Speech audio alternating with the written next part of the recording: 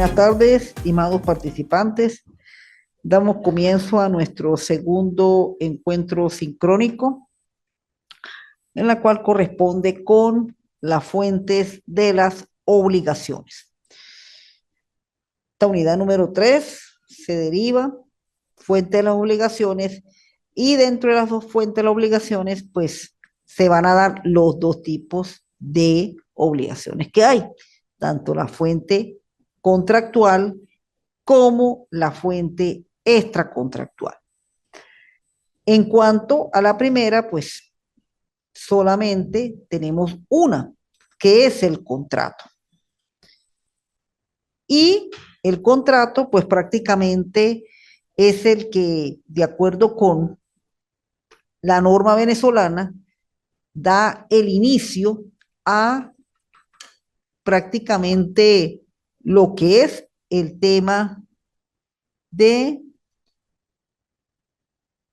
las obligaciones y todo lo referente al derecho de las obligaciones. Bueno, contrato, pues mayormente, aunque el Código Civil no define propiamente el contrato, pero sí nos remite prácticamente a qué es lo que se hace el contrato. El contrato, pues, sí mayormente es una definición de la doctrina, pero lo que establece el 133 del Código Civil y como fuente principal y general de las obligaciones, él es lo que precisamente lleva a cabo la convención de dos o más personas. Y dentro de esa convención de dos o más personas, pues ellas hacen una serie de actividades que por lo general son producidas o conllevan a la realización de un vínculo jurídico. Por eso es que aquí, como se explica en esta pequeña lámina, fuente general de obligaciones, y sin duda a dudas son esos actos jurídicos que le dan la importancia de las relaciones privadas. Y lo que precisamente expone el 1133, ya como se lo acabé de indicar, pues esa celebración precisamente o todas estas actividades que realiza eh, la parte o las partes para celebrar un contrato, pues conllevan precisamente a que mayormente ese tipo de actividades conlleva es a un contenido, por un lado, desde el punto de vista de la relación patrimonial y extrapatrimonial. Y también desde otro punto de vista, esa realización o ese contenido patrimonial o extrapatrimonial en la cual llevan a cabo estos actos, pues puede estar enmarcado dentro de los derechos reales o también dentro de los derechos personales. Y más que todo en la parte personal, el contrato es donde va a ser esa fuente primordial de generar obligaciones. En la parte de los derechos reales, más que todo, el contrato se convierte en un elemento de transmisión de derechos. Uno de ellos, más que todo, es el derecho a la propiedad. Pero dentro de la eficacia personal del contrato, el contrato es lo que va a derivar precisamente esa relación entre acreedor y deudor que producto del vínculo va a generar esas consecuencias jurídicas. Por eso tenemos que del 1133 al 1172, pues va a comprender toda esa normativa por la cual se regula el contrato. Acá tenemos en esta lámina, una clasificación de los contratos de acuerdo al número de sujetos, de acuerdo a los actos realizados, a la pluralidad de las partes, es decir, a una serie de calificativos que hace que se produzcan estos tipos de contratos. Ahora, dentro de los contratos, pues hay que distinguir bien lo que son tanto sus elementos de eficacia como sus elementos de validez. Bueno, en este momento, pues le doy la bienvenida a la estudiante Venegas. Arianna Venegas. Bueno, bienvenida y continuamos con la clase. Dentro de los elementos del contrato, pues hay que distinguir que el contrato tiene dos modalidades de elementos. Unos que son los que le dan la existencia y otros son los que le dan la validez. La existencia, por lo que el contrato, si lleva a cabo esos elementos, pues va a tener una existencia en la vida jurídica. Pero además de tener una existencia en la vida jurídica, el contrato tiene que ser válido. ¿Válido para qué? Para que produzca sus efectos. Y precisamente esos efectos van a ser cómo va a generar obligaciones. Eso es lo que debe tener un contrato, porque al fallar, sea la existencia o sea la validez, ese contrato va a ser nulo y por lo tanto su eficacia jurídica, que es el de generar obligaciones, tampoco la va a tener. La primera norma, la del 1141, pues tenemos lo relacionado con los elementos de existencia o los requisitos de existencia del contrato. Y esos requisitos de existencia tienen que ver con tres elementos fundamentales. Primero, consentimiento de las partes, objeto que pueda ser materia del contrato y la causa lícita. Muy someramente, ya que ustedes pues en su material lo pueden ampliar y la bibliografía recomendada, consentimiento de las partes, es decir, el consentimiento pues ese libre albedrío, esa manifestación de voluntad que las partes tienen que producir cuando celebran el contrato. Y eso tiene que ser libre y sin coacción. No puede ser obligado, sino tiene que ser libre. El objeto puede ser materia del contrato. Cuando se refiere al objeto, tiene que ser una relación material en la cual va a generar consecuencias jurídicas. Y dentro de esa materia del contrato, pues tiene que estar ubicado también dentro de la realización de los elementos por el cual cuando las partes llevan a cabo esa convención, dentro de los elementos por el cual van a ser producto de la convención, para que se pueda producir el objeto en el contrato. De lo contrario, si no se realiza uno de esos actos, pues él no va a tener existencia, y al no tener existencia ya por ahí es susceptible de la nulidad. Y la causa lícita, es decir, la razón por la cual llevaron a las partes a la realización del contrato, tiene que ser una razón lícita, una razón que esté por la ley para que ello exista. De lo contrario, es susceptible de presentarse una nulidad. Y si nos vamos por los de la validez, así como los de la existencia, tiene que tener ese consentimiento libre. Esas partes no pueden ser incapaces para la realización de los contratos o una de ellas, porque para que su consentimiento sea libre tienen que tener capacidad y eso ya tenemos que saberlo, que en derecho, todo acto, todo negocio jurídico, las partes tienen que tener capacidad y tener capacidad significa tener libre desenvolvimiento de sus aptitudes mentales. Es decir, la persona tiene que estar consciente de lo que realizó.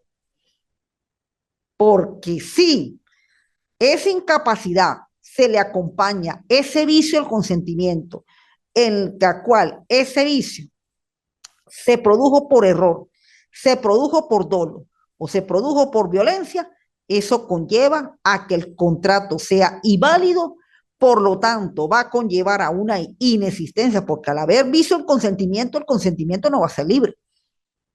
¿Ve? Por lo general, menos va a ser capaz de manifestar ese consentimiento.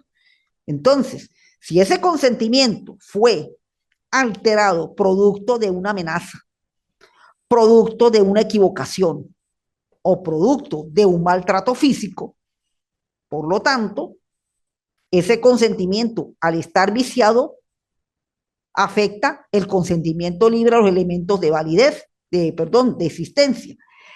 Y precisamente si ese consentimiento, además de eso, es hecho por un incapaz, entonces igualito, además de afectar la validez, afecta la existencia y por lo tanto el contrato tiene que ser nulo.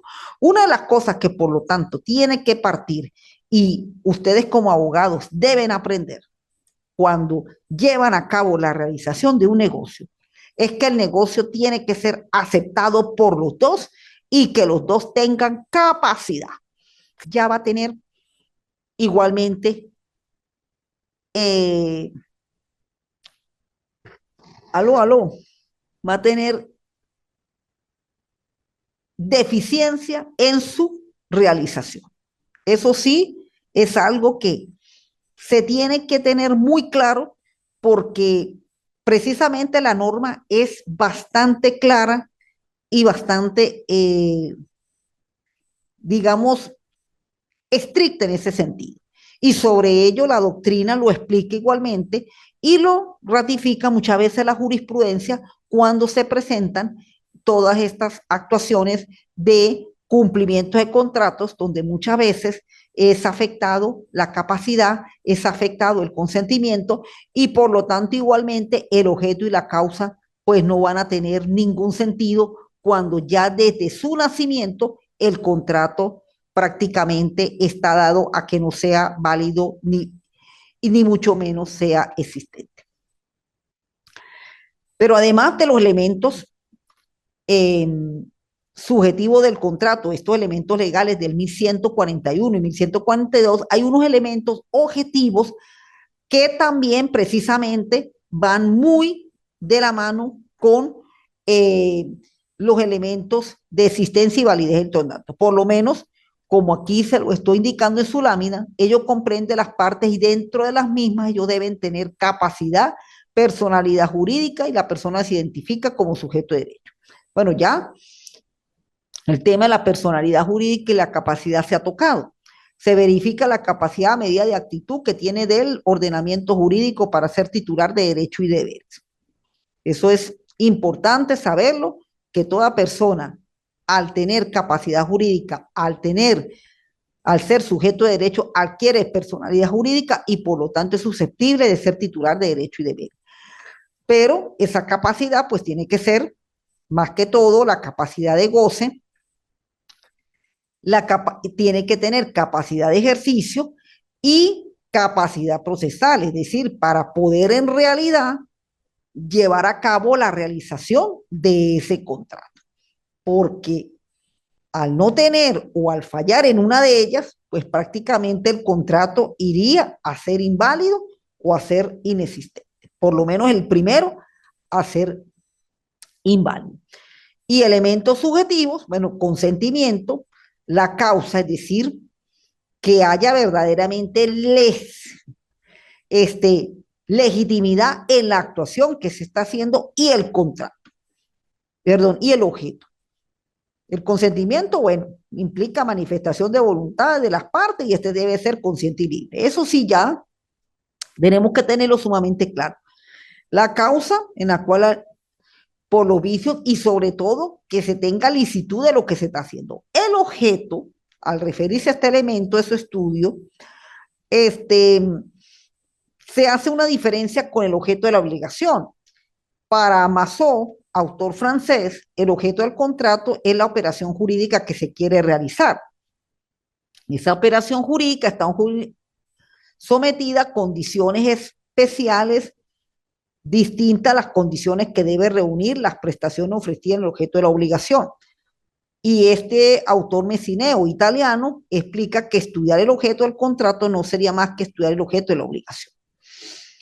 De estos dos autores, generalmente, y mi recomendación como tutora de cátedra y prácticamente como abogado que ha trabajado mucho con esto de los contratos, cuando dentro de un contrato lo que se va a realizar está bien determinado y reúne sus requisitos de ley, el objeto del contrato está prácticamente realizado. ¿Por qué le digo que está realizado? Porque muchas veces las personas cuando llevan a cabo el negocio, porque el contrato es producto de un negocio que hacen las partes, ese negocio tiene que tener unas condiciones y esas condiciones tienen que reunirse en la ley. Si una de esas condiciones, y aquí tanto la chica que está contactada y los que van a ver la clase, no estamos suficientemente claros en esto, ahí es donde se presenta precisamente los problemas en los negocios y en los actos jurídicos que se realizan. Porque es que en el objeto tiene que haber lo que en realidad comprende el negocio. Eso es lo que especifica el objeto. Y cuando se quiera hacer el negocio, pues tiene que ser lícito, es la causa. Ya lo demás, al usted conocer las condiciones del negocio y que esa razón del negocio es lícita, pues ahí está claro que tiene que aceptar el contrato y lo manifiesta con su consentimiento. Y ya lo demás, la capacidad, eso fue algo que lo aceptó libremente. No hubo presión, no hubo amenaza, no hubo hasta agresión física para que lo pueda realizar. Entonces, en eso es donde precisamente, viendo estas dos opiniones, tanto la de Mazó como la de Mesineo, pues lo que hay que tener claro es lo que se va a realizar. Y lo que se va a realizar tiene que estar permitido con la ley. Porque si hay algo que no está permitido con la ley, mi recomendación es que le digan a sus clientes, mire, es mejor, no gasten el dinero, esperen otro momento, porque si no, entonces van a venir los inconvenientes, van a venir las estafas, van a venir muchas veces los robos sin ninguna necesidad y hasta, bueno, lo que, lo que uno no quisiera que pasara. Entonces, eso es muy importante entender en el momento en el cual se vayan a cumplir los otros elementos del contrato. Bien, y además de las fuentes contractuales, que son netamente el contrato, existen otras fuentes, o sea, disculpe, otra manera de generar obligaciones de figuras diferentes al contrato, en la cual lo realizan las personas. También tienen mucha similitud, sobre todo con algunos de los elementos, la capacidad. La capacidad es prácticamente igual tanto en la una como en la otra. Igualmente el consentimiento, lo único que varía es la figura del objeto y hasta cómo se deriva la obligación, porque ya la fuente está contractual, sobre todo el hecho ilícito, tiene mucha prácticamente semejanza con la responsabilidad civil, que fue lo que vimos en el encuentro sincrónico anterior. Entonces tenemos que estas fuentes extracontractuales en la cual, vamos aquí a corregir esto, ok, lo hemos corregido para que no se produzca, bien. Entonces tenemos eh,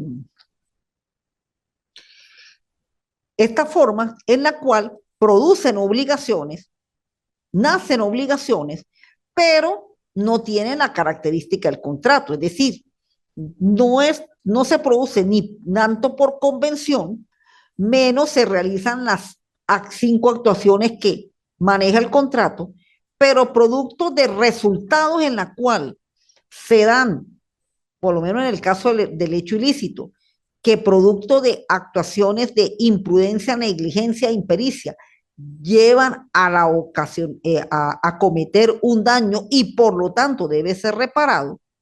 Eso es lo que precisamente hace que la fuente sea de otro tipo de actuaciones que no son contrato. Estas actuaciones, pues las tenemos aquí en su lámina: el hecho ilícito, 1185 y siguientes, enriquecimiento sin causa, pago de lo invertido y la gestión de negocio. Bueno, en la primera, el enriquecimiento ilícito, pues ya algo tocamos en el tema de la responsabilidad civil, porque prácticamente el hecho ilícito se produce mucho los elementos de la responsabilidad civil: el incumplimiento, el daño, la relación de causalidad y la culpa, que es los que genera la responsabilidad civil.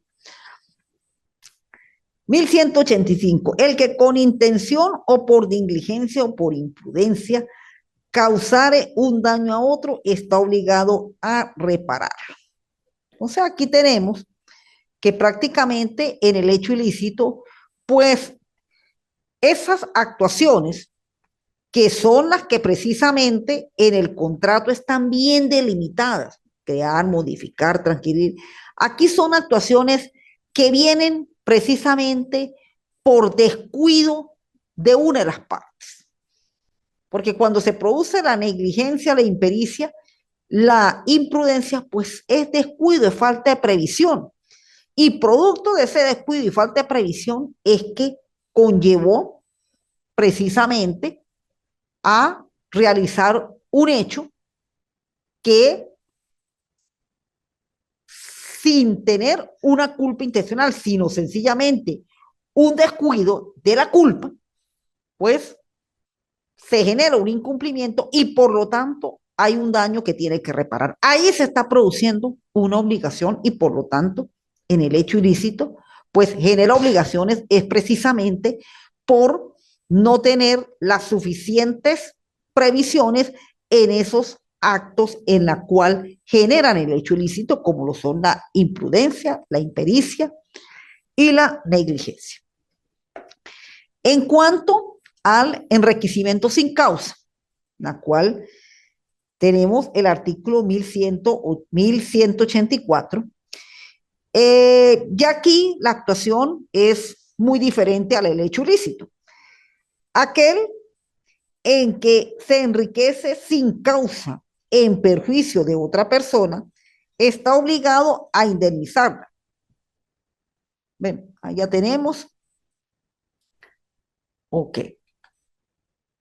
Bueno, entonces ya tenemos una conducta persistente, la culpa, carácter ilícito, el daño y la relación de causalidad. Ok. Aquí hay una teoría, antes de entrar en enriquecimiento y causa: el hecho ilícito, la teoría del abuso del derecho. La teoría del abuso del derecho estudia la posibilidad de incurrir una persona en responsabilidad civil al causar un daño a otro en el ejercicio de un derecho subjetivo. Se ha utilizado el concepto de abuso para fines, de hecho, justificar el levantamiento del velo corporativo. Esto más que todo, pues tiene que ver mucho con los actos de, más que todo a nivel de el orden público, que es donde muchas veces, pues, este, se producen este tipo de actuación. Ahora sí, bueno, una partecita, antes de entrar con enriquecimiento sin causa, es que el hecho ilícito lleva consigo eh, tres momentos. Primero, que lo haya ocasionado directamente la misma persona. Bueno, en eso pues está ya sumamente claro. Pero también esa responsabilidad civil, como se explicó en el módulo anterior, puede conllevar realizado por terceros. Pero ¿qué pasa con esos terceros? Que esos terceros tienen dependencia con el, el que tiene que reparar el daño. Por lo menos, un ejemplo típico: los daños cometidos por los hijos menores de edad. Cuando un menor de edad comete un daño, vamos a poner un accidente de tránsito, un choque, que sin permiso le agarró el carro al papá y se puso a manejar y pácate, chocó. Sí, el daño lo cometió el hijo. Ese hijo sería ese tercero, y ese tercero naturalmente va a responder quien dependía de ese tercero. En ese caso, pues es el padre y tiene que responder por el daño cometido. por el tercero que es su hijo. Y también por cosas. Hay algunas cosas, como lo dice el 1183, que dependen de esa persona. Por lo menos en el caso de un animal, un bien material que causa un daño a otro bien material, pues el dueño de ese bien material, pues repara el daño cometido, por lo menos. Muchas veces en los linderos pueden haber árboles o a lo mejor alguna pared y esa pared pues no fue reforzada y causa un daño al vecino, pues tiene que reparar tanto el daño que cometió la pared como igualmente pues va a reparar la pared que se le cayó. Esas son las disertaciones de el hecho ilícito. Ahora sí nos vamos al enriquecimiento sin causa. Bueno, acá prácticamente nos está diciendo en una sola, no, en una sola norma lo que corresponde a este tipo de obligación, en que se enriquece sin causa, perjuicia a una persona, porque precisamente cuando tocamos el contrato, en el contrato se estaba explicando que tiene que haber una causa lícita, porque tiene que haber una razón de orden lícito que motiva a la realización de este acto o de este negocio y por lo tanto se produce el contrato. Acá tenemos que producto de una actuación que a lo mejor no tiene ninguna licitud, pero producto de esa actuación se enriquece una persona. Entonces, al enriquecerse esa persona, está empobreciendo a otra. Y por lo tanto, si ese empobrecimiento se produce sin dar una razón por la cual se produce ese enriquecimiento, pues tiene que, como se dice, responder de esa obligación. De ahí entonces tenemos la llamada acción en reemverso, que precisamente es la que tiene por finalidad la restitución del equilibrio del patrimonio alterado. Por lo tanto, es una acción de equidad que no aspira a indemnizar al empobrecido de todo el empobrecimiento, sino persigue restaurar en lo posible su patrimonio personal entre dichas partes. Bueno, vamos a suponer que aquí un caso que pudiese presentarse es con los llamados administradores o hasta cierto punto, bueno, a quien le dejan en resguardo determinado patrimonio para que lo utilice, pero sin perjudicar al dueño de ese patrimonio. Cuando ese se enriquece sin estar precisamente justificado porque se enriqueció producto del empobrecimiento del otro, pues ahí es donde viene precisamente la obligación, porque en esta acción en reverso no es que vamos a decir que es que el que se empobreció va a volver a ser rico, pero sí por lo menos tratar que su patrimonio se nivele, es decir, tratar de recuperar ese patrimonio en la cual le fue despojado. Eso es más que todo lo que esta acción en reverso dentro de la figura del enriquecimiento sin causa. Ahora tenemos, pues, casi que lo contrario del enriquecimiento sin causa, el llamado pago de lo indebido. Todo pago supone una deuda. Lo que ha sido pagado sin deberse está sujeto a repetición. Bueno, acá, por lo menos en el pago de lo indebido, es precisamente la generación que se genera, perdón, la obligación que se genera producto de un pago incorrecto, es decir, un pago que no tenía que hacer, porque sencillamente o pagué a quien no debía y por lo tanto no pagué a quien tenía que pagar. Bueno, yo creo que esto se presenta mucho y de verdad lo he observado sobre todo con esos pagos que se hacen hasta cuentas bancarias. Y la alumna me preguntará, bueno, profesora, ¿y eso de cuenta bancaria? Mire, muchas veces uno tiene que tener mucho cuidado cuando le dan a uno una cuenta. Esa cuenta tiene que ser, bueno, ahora pues por lo menos las instituciones financieras, ellas con sus plataformas eh, tratan de ser las exactitudes que precisamente impiden que si no concuerdan la cédula con la cuenta, pues la transacción no pasa.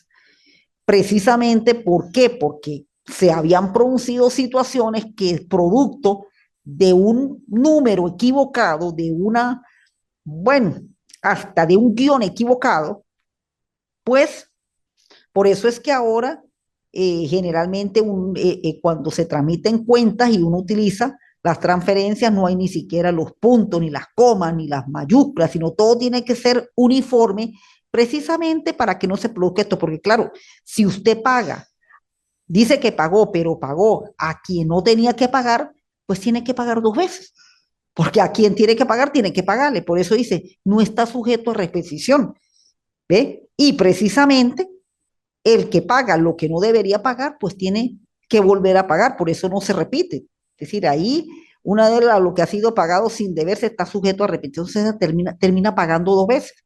Y esto pues se ve mucho, más que todo cuando no se dan bien esos números de cuenta. Y eso muchas veces sucede, de que se paga una cantidad a quien no se debe y tiene que volver a pagar porque a quien tenía que pagarle, pues este, no lo hizo y por lo tanto tiene que pagarle a esa persona. Aquí tenemos producto, la prueba del error. ¿Sí? La prueba del error se fundamenta en los siguientes criterios. El pago de lo indebido es origen romano, por lo que se exige la prueba del error, dado que la ausencia de la causa es un hecho negativo, indefinido o indeterminable, solo la demostración del error podrá plenamente desvirtuar la presunción de la causa establecida en el Código Civil. Si una persona paga sabiendas de que no debía, no merece la protección del ordenamiento jurídico y por lo tanto, para quien efectúa el pago pueda disponer de una acción de repetición, se requiere que ese pago lo hubiera efectuado por error. Es decir, una cuestión en la cual hubo verdaderamente, es decir, no hubo la intención de hacerlo, sino sencillamente, bueno, mala suerte, le escribieron mal o a lo mejor estaba dormido o estaba bajo algún efecto.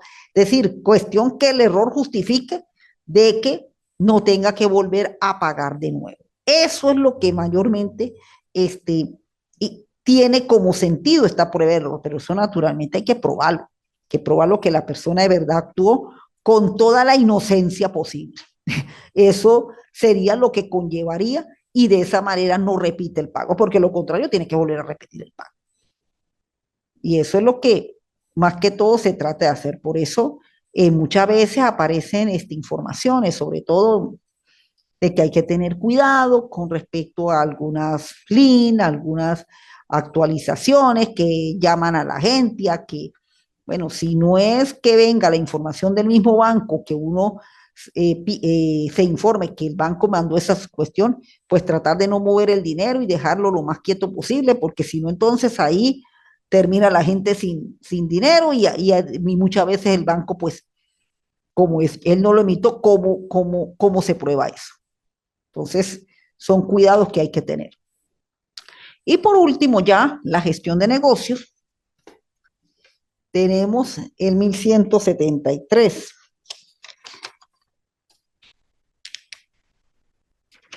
Aquí se me... 177, ajá, 173. El gestión de negocio ajeno de una persona en la cual, sin saber que había sido encargado para ello, se ocupa de los asuntos de otra, el gestionado o el dueño del negocio. Bien, acá con respecto a la gestión de negocios, pues sencillamente realizar actividades relacionadas con negocios en la cual no fue autorizado para realizarlo, porque generalmente cuando se actúa como gestor de negocios o como administrador, tiene que tener o bien un poder o bien una autorización del dueño de ese negocio para realizarlo. Por lo menos en los casos de las administraciones, yo por lo menos recomiendo, y cuando le doy a ustedes cuando lleguemos a las prácticas civiles, que yo por lo general trabajo también con eso, y le doy también esa materia, especificar muy bien en los poderes lo que va a hacer, porque si llega muchas veces este gestor a hacer una actividad totalmente diferente y perjudica al dueño de ese negocio, pues ahí va a generar precisamente una obligación y por lo tanto ese gestor debe responder por ese negocio realizado. Pero ello es realizado porque no fue autorizado para ello, tal cual como lo indica la norma del 1173 del Código Civil. Bueno, para la aquí participante, no sé si tiene alguna duda antes que se nos cierre la plataforma. Bueno, por lo menos esta semana tiene Muy que... buenas tardes, Ah, profe. ¿cómo está? Muy No buenas tengo tardes. no tengo ninguna duda. Gracias por Ah, disertar sus conocimientos. bien. Bueno, tienen que presente que esta evaluación corresponde a la de la semana del 4 al 10 de noviembre. Ya la segunda evaluación que de esta semana es el tema de la responsabilidad civil, aunque por ahí hablé algo de la responsabilidad civil, porque es que el hecho ilícito prácticamente tiene los mismos elementos de la responsabilidad civil. ¿Ves? Porque eso es una actuación que se genera producto de conductas sin previsión de una de las partes. Eso es lo que sucede cuando ocurre el hecho ilícito, cuando ocurre la responsabilidad civil. Y naturalmente, por no prever, es que tiene que responder y el deudor, pues en la obligación, debe responder. Así es como funciona la teoría de las obligaciones. ¿Hay alguna otra pregunta? Por lo menos aclararon el examen, porque presenta la materia, eso sí, procuren, como les estoy diciendo, aprovechar la semana. Ahorita se están presentando problemitas con la luz, hagan su actividad, no más llegar la luz, pues la mandan para que no tengan el inconveniente de la luz, porque por ahí han habido algunos cortes, no muy largos, pero lo ha habido. Y cuando se tiene por lo menos esta semana de evaluación, pues hay que aprovecharla tanto en obligaciones como en las demás materias que ustedes están viendo. Bien. Bueno, si no tenemos más nada en qué aclarar, entonces, gracias por participar en la clase. Igualmente, bueno, sus demás compañeros cuando vean la misma y espero que presenten todos la evaluación. Bueno, que pasen muy buenas tardes y nos veremos en el último encuentro sincrónico. Hasta luego.